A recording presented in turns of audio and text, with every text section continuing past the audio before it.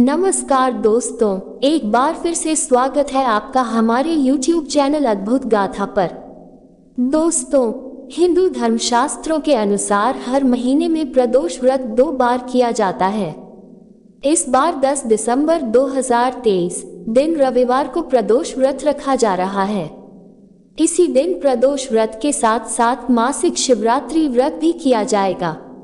आइए यहाँ जानते हैं महत्व, पूजन सामग्री, विधि, कथा, मंत्र एवं शुभ मुहूर्त और इसकी कथा के बारे में। प्रिय भक्तों, मान्यतानुसार अगहन मार्गशीर्ष मास भगवान श्री कृष्ण का महीना है, जो कि बहुत ही पवित्र और फलदायी माना गया है। अतः मार्गशीर्ष मास में आने वाला प्रदोष व्रत बहुत ही महत्वपूर्ण है। इस दिन शिव जी तथा श्री विष्णु का पूजन करने से विशेष कृपा प्राप्त होती है। इस व्रत से मनुष्य की स्वास्थ्य संबंधी परेशानियां दूर होती हैं तथा मनुष्य निरोगी हो जाता है। यह व्रत करने वाले समस्त पापों से मुक्त भी होते हैं। इस बार मार्गशीर्ष मास का पहला प्रदोष व्रत 10 दिसंबर 2023 दिन रविवार को मनाया जा रहा है। रविवार के दिन पड़ने वाले प्रदोष व्रत को रवि प्रदोष व्रत कहते हैं। इस दिन प्रदोष व्रतार्थी को नमकरहित भोजन करना चाहिए। यद्यपि प्रदोष व्रत प्रत्येक त्रयोदशी को किया जाता है, परंतु विशेष कामना के लिए वार संयुक्त प्रदोष का भी बड़ा महत्व है।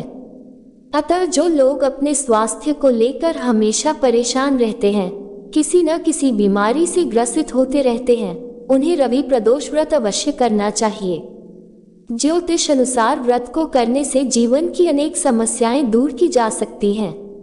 आइए अब जानते हैं पूजन के शुभ मुहूर्त। 10 दिसंबर 2023 रविवार को रवि प्रदोष व्रत। मार्गशीर्ष कृष्ण त्रयोदशी तिथि का प्रारंभ 9 दिसंबर 2023 शनिवार को 10:43 PM से।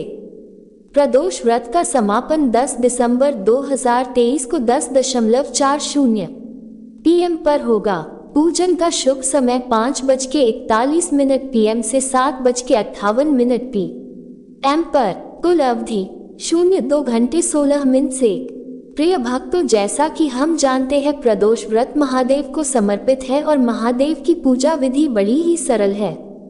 भोले बाबा तो केवल एक लोटा जल से ही प्रसन्न हो जाते हैं, किंतु यदि प्रदोष व्रत में बाबा को कुछ विशेष अथवा प्रिय वस्तु से पूजन किया जाए तो भोले बाबा अतिशीघ्र प्रसन्न होते हैं। तो आइए जानते हैं क्या है प्रदोष व्रत की पूजन सामग्री। एक जल से भरा हुआ कलश, एक थाली आरती के लिए, बेलपत्र, धतूरा, भांग, कपूर, सफेद पुष्प माला, आंकड़े का फूल, सफेद मिठाई, सफेद चंदन, धूप, दीप, घी, सफेद वस्त्र, आम की लकड़ी, हवन सामग्री। प्रदोष व्रत के पूजन में व्रत के दिन व्रतधारी को प्रातः नित्य कर्मों से निवृत्त होकर स्नान आदि कर स्वच्छ वस्त्र धारण करें। फिर उपरोक्त सामग्री से शिव जी का पूजन करें। इस पूरे दिन निराहार रहें। दिन भर मन ही मन शिव मंत्र ओम नमः शिवाय का जाप करें। फिर सूर्यास्त के पश्चात पुनः स्नान करके भगवान शिव का षोडशोपचार पूजन करें। रवि प्रदोष व्रत की पूजा का समय शाम 4:30 से शाम 7:00 बजे के बीच उत्तम रहता है, अतः इस समय पूजा करना उचित रहता है। नैवेद्य में जौ का सत्तू, घी एवं शक्कर का भोग लगाएं। तत्पश्चात 8 दिशाओं में 8 दीपक रखकर प्रत्येक की स्थापना कर उन्हें 8 बार नमस्कार करें। इसके बाद नंदीश्वर बछड़े को जल एवं दूर्वा खिलाकर स्पर्श करें। शिव पार्वती एवं नंदकेश्वर की प्रार्थना करें। प्रदोष वालों को मंत्र ओम नमः शिवाय शिवाय नमः, ओम त्रिनेत्राय नमः, ओम तत्पुरुषाय विद्महे महादेवाय धीमहि तन्नो रुद्र प्रचोदयात् आदि मंत्रों का कम से कम 108 बार जप करें। प्रिय भक्तों, शास्त्रों में वर्णित है किसी भी व्रत का समापन बिना व्रत कथा सुने नहीं होती। इसलिए आज के दिन सभी व्रतधारियों को और जिन्होंने ये व्रत ना भी रखा हो उन्हें भी प्रदोष व्रत कथा अवश्य सुननी या कहनी चाहिए। प्रदोष व्रत भगवान शंकर को समर्पित होता है। प्रदोष व्रत में विधि विधान से भगवान शंकर की पूजा अर्चना की जाती है। मान्यता है कि प्रदोष व्रत में व्रत कथा का पाठ अवश्य करना चाहिए। प्रदोष व्रत कथा का पाठ करने से भगवान शंकर की विशेष कृपा प्राप्त होती है और भोलेनाथ की कृपा से सभी मनोकामनाएं पूरी हो जाती हैं। तो आइए भोले बाबा के श्री चरणों में नमन करते हुए जानते हैं यहाँ इसकी कथा के बारे में। एक बार प्रेम से बोलिए हर हर महादेव। रवि प्रदोष व्रत कथा के अनुसार एक गांव में अति दीन ब्राह्मण निवास करता था। उसकी साध्वी स्त्री प्रदोष व्रत किया करती थी। उसे एक ही पुत्र रत्न था। एक समय की बात है, वो पुत्र गंगा स्नान करने के लिए गया। दुर्भाग्यवश मार्ग में चोरों ने उसे घेर लिया और वे कहने लगे कि हम तुम्हें मारेंगे नहीं, तुम अपने पिता के गुप्त धन के बारे में हमें बतला दो। बालक दीन भाव से कहने लगा कि बंधुओं, हम अत्यंत दुखी दीन हैं, हमारे पास धन कहाँ है। तब चोरों ने कहा कि तेरे इस पोटली में क्या बंधा है। बालक ने निसंकोच कहा कि मेरी माँ ने मेरे लिए रोटियां दी हैं। ये सुनकर चोरों ने अपने साथियों से कहा कि साथियों, ये बहुत ही दीन दुखी मनुष्य है, अतः हम किसी और को लूटेंगे।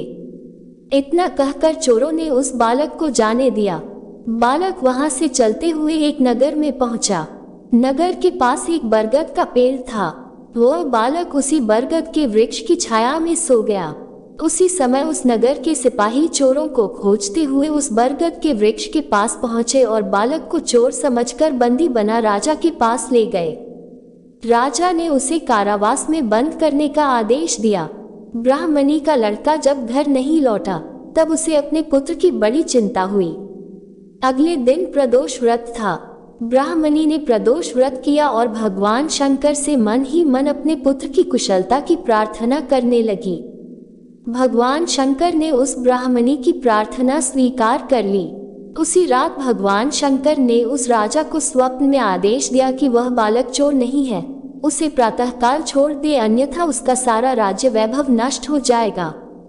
प्रातःकाल राजा ने शिव जी की आज्ञानुसार उस बालक को कारावास से मुक्त कर दिया। बालक ने अपनी सारी कहानी राजा को सुनाई। सारा वृत्तांत सुनकर राजा ने अपने सिपाहियों को उस बालक के घर भेजा और उसके माता पिता को राजदरबार में बुलाया। उसके माता पिता बहुत ही भयभीत थे। राजा ने उन्हें भयभीत देखकर कहा कि आप भयभीत न हो, आपका बालक निर्दोष है। राजा ने ब्राह्मण को 5 गांव दान में दिए जिससे कि वे सुखपूर्वक अपना जीवन व्यतीत कर सकें। भगवान शिव की कृपा से ब्राह्मण परिवार आनंद से रहने लगा।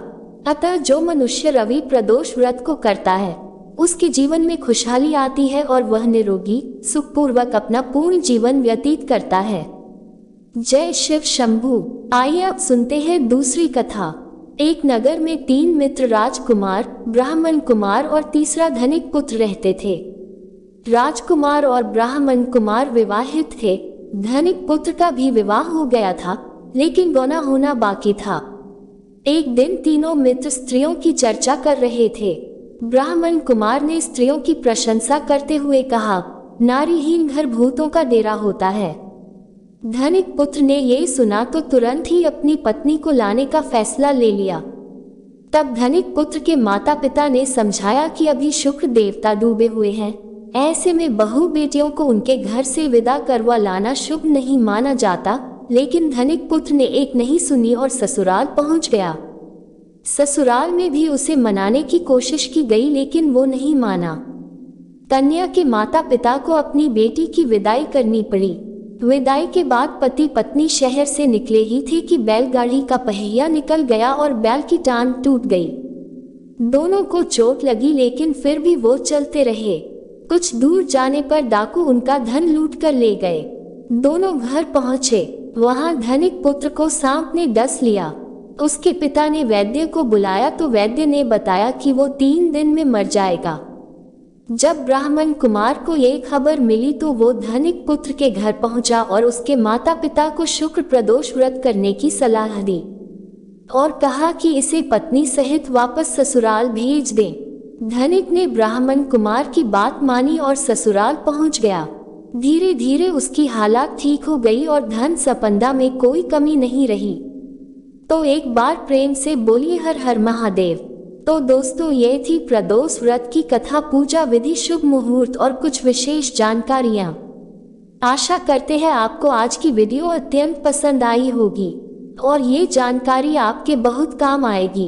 यदि आपको हमारी वीडियो पसंद आई है तो एक लाइक करें और कमेंट में प्रेम से हर हर महादेव, जय शिव शंभू अवश्य लिखिएगा।